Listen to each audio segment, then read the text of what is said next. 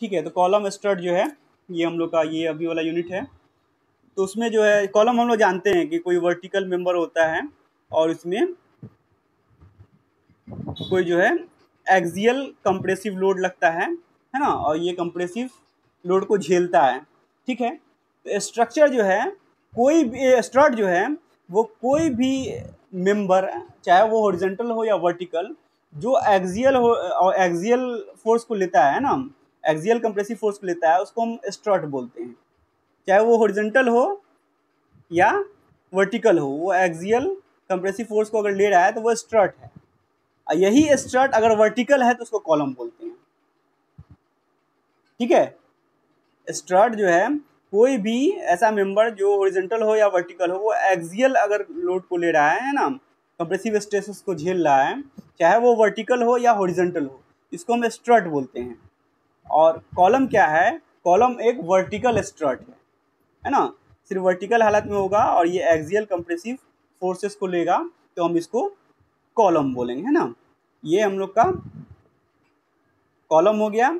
और ये जो है कोई भी जो है ये वर्टिकल हो या हॉरिजॉन्टल हो, अगर ये एक्सियल कंप्रेसिव स्ट्रेसेस को ले रहा है तो इसको हम स्ट्रट बोलेंगे। स्ट्रट दोनों तरह का हो सकता है, वर्टिकल भी हो सकता है, हॉरिजॉन्टल भी हो सकता है। इसी में जो वर्टिकल होता है उसको हम कॉलम बोलते हैं।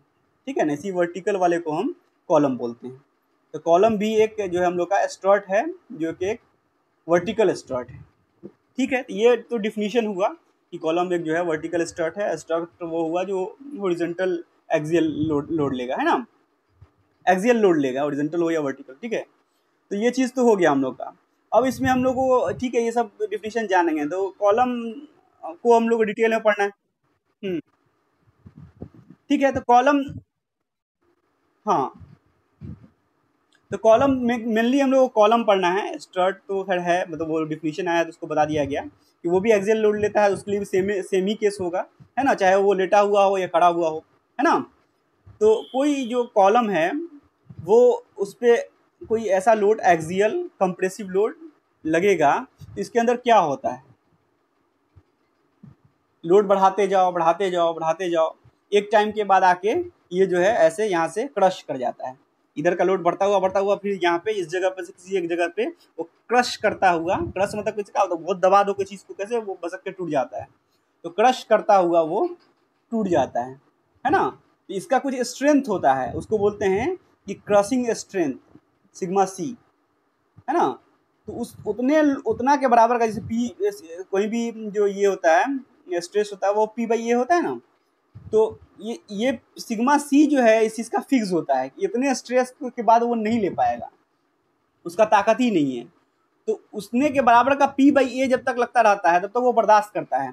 जैसे जैसे पी बढ़ाते जाओ, एरिया तो फिक्स ही है, जब सिग्मा सी के बराबर ये वैल्यू हो जाता है उस लोड पे तो ये क्रश कर जाता है, टूट जाता है ना, ये ब्रेक कर जाता है। तो ये सब चीज़ जो है हम लोग को ये पहले से पता था, ये सब बात ये कोई नई बात नहीं है। ठीक है। ये हम लोग को स्ट्रेंथ ऑफ मटेरियल में पढ़े हैं या पहले भी 9th-10th वर्ड में पढ़े हैं कि ये ऐसा हॉरिजॉन्टल स्ट्रेस, ये मतलब ये कोई लोड लगता है तो कंप्रेसिव स्ट्रेस डेवलप होता है ना, अगर कंप्रेसिव लोड है तो अब वो क्रश कर जाता है फाइनली एक लोड के बाद। ठीक है। तो ये चीज़ से हम लोग जानता है, हम लोग को पता था।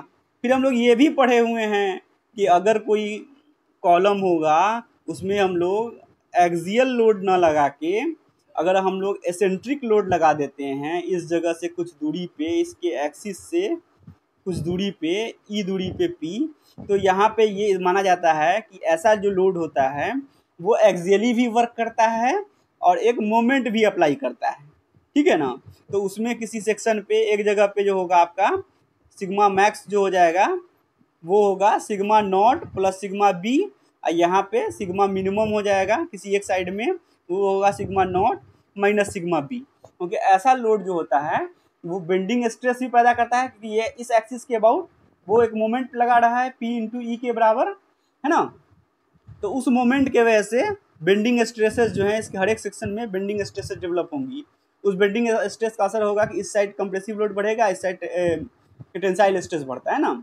और ये जो एक्सियली तो लग ही रहा है ये मानते हैं, तो डायरेक्ट स्ट्रेस जो है ये जो ये वैल्यू है डायरेक्ट स्ट्रेस वो भी बढ़ता ही रहता है। तो इन दोनों का कंबाइंड इफेक्ट होता है, बेंडिंग भी होता है कंबाइंड। तो ये भी हम लोग जो है फर्स्ट यूनिट जो है था उसमें ये पढ़े थे हम लोग, डायरेक्ट एंड बेंडिंग स्ट्रेस। तो अब और क्या नई बात हम लोग पढ़ने वाले हैं, है ना, ये चीज़ है, ये चीज़ पढ़ लिए हैं, ये चीज़ तो बहुत पहले से जानते थे कि ये होता था, ये एक नया चीज़ आया था वो भी हम लोग पढ़ लिए। तो अभी हम लोग को पढ़ना है कि कोई भी कॉलम अगर वो बहुत लंबा हो, है ना, वो अगर बहुत लंबा हो, जो अपने बहुत लंबा का मतलब कि अपने लेटरल डायमेंशन से इसका लॉन्गिट्यूडिनल डायमेंशन बहुत ज़्यादा होता है। कोई जैसे लाठी ही बहुत लंबी लाठी हो, तो कभी आप उसके ऊपर से इधर का कोई लोड अगर आप लगाओ पी, है ना, ऐसा कोई लोड लगाओ, तो आप देखोगे कि ये टूटने से पहले जो है ऐसे बकल कर जाता है, इस शेप में ले लेता है ना। ये चीज़ देखे होगे कि जब ऐसा लोड लगता है तो वो जो है इतना ज़्यादा डिफ्लेक्शन नहीं होता है, तो लेकिन हम दिखाने के लिए इसको बनाया कि हाँ ऐसे ऐसे जो है ये बकल कर जाता है। बकल का नाम एक जगह से वो डिफ्लेक्ट होके ऐसे इस तरह से घूम गया, है ना, तो इस टाइप का बकल होता है। टूट लंबा जो कोई भी मेंबर होगा, खासकर ये कॉलम जो है ये, तो उसमें अगर ऐसा पी लगाएंगे, लोड लगाएंगे, तो दिखता है कि ये क्रश करने से पहले, मतलब यहाँ से ये टूटने से पहले ये ऐसे मुड़ जाता है, और थोड़ा सा और लोड लगाओ तो यहाँ से पूरा टूट ही जाएगा वो, चाहे इस जगह से वो ब्रेक कर जाए या इस जगह से ब्रेक कर जाए, वो टूट जाएगा, बकल करके टूट जाएगा। ठीक है, तो हम लोग को ये चीज़ पढ़ना है मेनली। हम लोग को इस यूनिट में जो है हम लोग को लॉन्ग कॉलम पढ़ना है, लंबा कॉलम, है ना, जिसका लेटरल डायमेंशन जो है लॉन्गिट्यूडिनल डायमेंशन से बहुत कम हो, बहुत माइनर हो। बहुत लंबा कोई चीज़ है, बहुत लंबा ना भी हो, छोटा ही हो, लेकिन ये इसका चौड़ाई जो है बहुत कम हो, तो तब भी उसमें यही चीज़ देखोगे, है ना। बहुत छोटा चीज़ ले लो, बहुत पतला हो, तो उस पर भी लोड लगाओगे तो वो ऐसे बकल कर जाएगा, तो उसको भी हम लॉन्ग ही कॉलम बोलेंगे। ठीक है ना, मतलब लॉन्गिट्यूडिनल जो लंबा जो इसका डायमेंशन है, लंबाई जो है उसकी चौड़ाई से या मोटाई से बहुत ज़्यादा हो, तो उसमें हम लोग को ये देखने को मिलता है कि ये बकल करता है, ये बकल कर रहा है ना, बकलिंग हो रहा है, इसको हम लोग बोलेंगे बकलिंग या बकल करना हो रहा है। तो आइलर्स जानते हो कि आइलर्स के बहुत सारे इक्वेशन उनके नाम पे बना हुआ है, तो उन्होंने अपनी थ्योरी दिया, आइलर्स कॉलम थ्योरी इसको बोलते हैं, आइलर्स कॉलम थ्योरी। ठीक है, तो उन्होंने ये बताया कि जो ऐसा लॉन्ग कॉलम होता है उसमें कोई पी लोड लगता है, कोई भी लोड, तो वो बहुत जल्दी बकल होने लगता है, मतलब वो टूटने से, मतलब इस टाइप का जो क्रशिंग होता था ये तो बहुत बाद में होता था, है ना। कोई जो शॉर्ट कॉलम होता है उसमें लोड बहुत ज़्यादा ले लेता है वो, तो वो बहुत ज़्यादा लोड लेने के बाद एक्सट्रीम सिचुएशन पे जाके तब जाके क्रशिंग हो जाता है, टूट जाता है। लेकिन कोई लॉन्ग कॉलम होता है तो उसमें ये क्रशिंग का घटना तो आप सोच भी नहीं सकते हैं, उससे पहले ही, क्रशिंग होने से पहले ही ये बकल होगा, बकल होकर टूट जाएगा, है ना। ये आइलर्स ने कहा, तो उन्होंने कहा कि कोई भी जो ये अपना ऐसा लॉन्ग कॉलम है वो बकल से टूटता है, क्रशिंग को तो भूल ही जाओ, है ना। क्रशिंग वाला जो लोड होगा P/A वो वैल्यू बहुत कम होता है, उससे पहले ही वो बकलिंग से टूट जाता है। ठीक है, तो उन्होंने बकलिंग करने, जिस लोड पे ये चीज़ बकल करना शुरू होगा, मतलब ये चीज़ जो है मुड़ना शुरू होगा, वो उस लोड का उन्होंने वैल्यू बताया। ठीक है, डिराइव करके उन्होंने वैल्यू बताया। उससे पहले उन्होंने कुछ एजम्पशंस लिए, आइलर्स थ्योरी का कुछ एजम्पशंस है और जो है उनका इक्वेशन है। तो उन्होंने इक्वेशन बताया कि अगर कोई जो कॉलम है उसमें अगर आप ये लोड लग रहा है, तो जिस लोड पे वो टूटेगा वो होता है P=π² EI/LE²। ठीक है, ये जो है आइलर्स इक्वेशन है। P जिस लोड पे ये बकल करता है, बकल करना शुरू होता है, भले टूटे ना टूटे, तो ये पाई वो होता है पाई, और बकल करने के बाद जस्ट ही टूट ही जाता है, थोड़ा सा लोड और बढ़ाओ तो बकल करने के बाद इतना मोमेंट यहाँ पे आ जाता है। मोमेंट कितना होगा, ये P लोड लग रहा है, इससे जितनी दूरी होगी उस जगह पे इतना मोमेंट, यहाँ पे इस जगह पे यहाँ से जो दूरी होगी उतना मोमेंट, P इंटू ये डिस्टेंस, तो जनरली बीच से ही टूट जाएगा, सबसे ज़्यादा दूरी होती है, मोमेंट सबसे ज़्यादा बीच में ही लगेगा, तो वो बगल करके टूट जाएगा। ठीक है, तो वो इक्वेशन ये ड्राइव हो जाएगा, बहुत आसानी से होता है, हालांकि ये डेरिवेशन हम लोग के सिलेबस का पार्ट नहीं है। तो ये P इक्वल टू आता है pi square e i by l e square. E तो पता है हम लोग को, है ना, यंग्स मॉडुलस है, आई इसका इस जो ये सेक्शन है उसका मोमेंट ऑफ इनर्शिया है, और पाई जो है, पाई तो पता ही है 3.14, एल ई जो है इसका इफेक्टिव लेंथ है। ठीक है, तो इस पर हम चर्चा करेंगे इफेक्टिव लेंथ पे। अभी ये मान के ले चलिए कि वो इफेक्टिव लेंथ है, तो इतना होता है इसका। ठीक है, ये आइलर्स इक्वेशन उन्होंने बनाया। तो उन्होंने ये जो इक्वेशन बनाया, तो उसके लिए कोई बड़ा काम नहीं किया, उन्होंने वही काम किया जो हम लोग पहले सारे स्लोप एंड डिफ्लेक्शन वाले में करते रहते थे, कि कोई भी जो है, माना कि ये अपना ये था, मतलब कॉलम था, और उसमें जो है कोई लोड ऐसे लग रहा था, और पहला केस लिया कि ये कॉलम का दोनों एंड जो है वो सिंपली सपोर्टेड है, या फिर हिंज बोल लीजिए, हिंज्ड है। ठीक है, तो ये डिफ्लेक्शन होगा, ऐसे ऐसे ऐसे ऐसे डिफ्लेक्शन होगा। तो किसी भी पॉइंट पे मान लिया कि ये जो डिफ्लेक्शन है वो y है, और x दूरी पे ये y डिफ्लेक्शन हो रहा है ना, ये x दूरी पे हो रहा है। तो mx का उन्होंने इक्वेशन बनाया, mx इक्वल टू हो जाएगा, ये p लोड है तो p इंटू वाई, है ना, p इंटू वाई के बराबर होगा। इसको e i d square y by d x square जैसे रखा जाता है, तो उन्होंने रखा, फिर इसको सॉल्व किया, तो उन्होंने ये पाया कि y को 0 से ज़्यादा होने के लिए, मतलब 0 से y 0 से ज़्यादा होने का क्या मतलब होगा, बकलिंग हो रहा है। तो बकलिंग होने के लिए जो मिनिमम लोड होता है वो इतना होना चाहिए, इतना लोड होगा तो बकल कर जाएगा। ठीक है, उन्होंने ये ड्राइव किया, ये हम लोग का डेरिवेशन का पार्ट नहीं है, बोलोगे तो बाद में हो जाएगा ये। ठीक है, तो अभी ये याद रखिए कि उन्होंने ये ड्राइव करके इसी तरह से इसको सॉल्व करके ये लाया कि P जो होता है pi square e i by L square, इस यूनिट में हम लोग को यही इक्वेशन पूरे यूनिट में पढ़ना है। ठीक है, इसी का थोड़ा मॉडिफिकेशन और आगे में होगा। तो ये हम लोग का यूनिट है। तो उन्होंने एज्यूम क्या किया, उन्होंने एज्यूम किया कि ये जो है हमारा जो बीम है, ये जो है, मतलब ये कॉलम जो है हम लोग का, सॉरी बीम बोला, ये कॉलम जो है हम लोग का, ये स्ट्रेट है ना, स्ट्रेट है। ये जो यहाँ से लेके यहाँ तक वो यूनिफॉर्म है, ये माना है उन्होंने कि कॉलम जो है हम लोग का यूनिफॉर्म है। यहाँ से लेके यहाँ तक जो है सेमी मटेरियल है, इसको बोला उन्होंने कि ये होमोजीनियस है।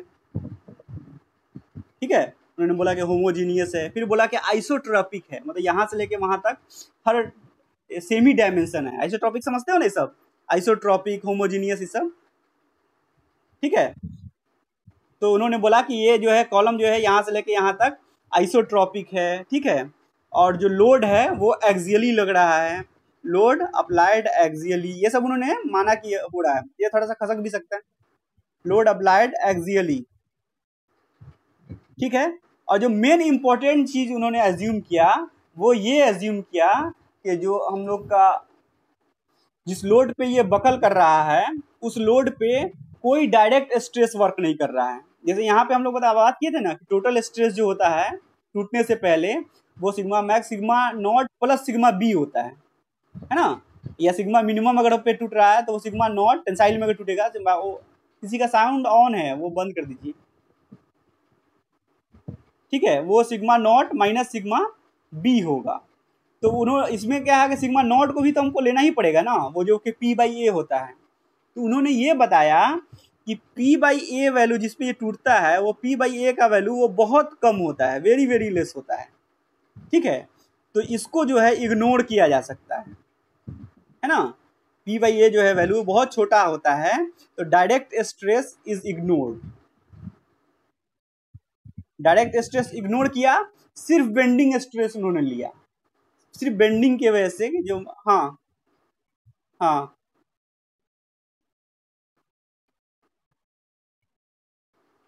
बहुत छोटा नहीं होगा वही तो, लेकिन पी, वो बोल रहे हैं कि जिस लोड पे वो ये होगा, मतलब बकल करेगा, वो पी बहुत छोटा होगा।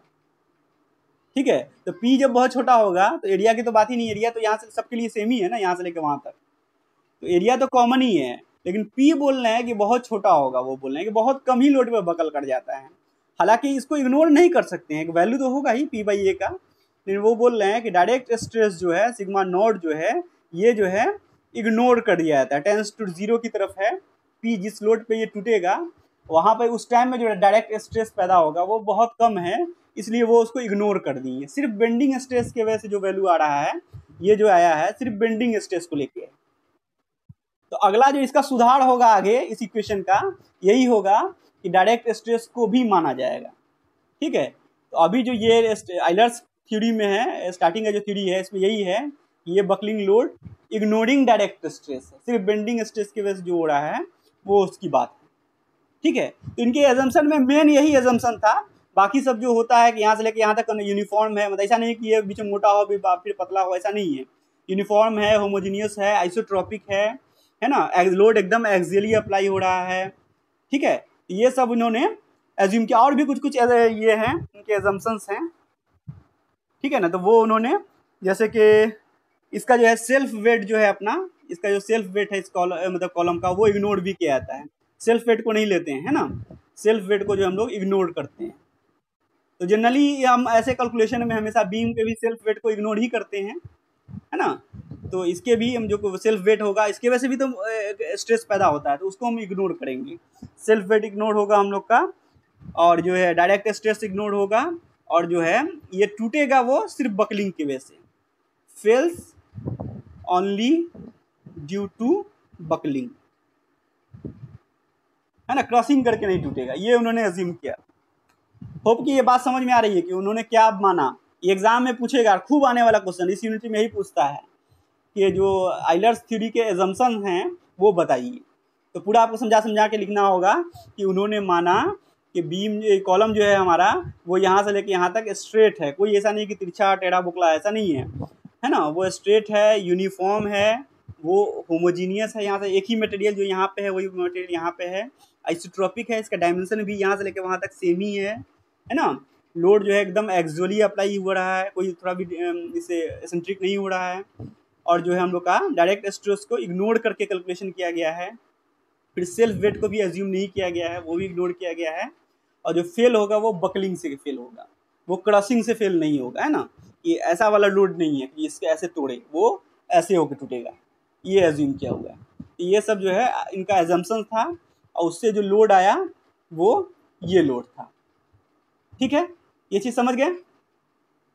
अब देखिए समझ में आया, इसमें कोई दिक्कत नहीं ना है। हाँ, इसका क्वेश्चनियर कर लेते हैं। हाँ,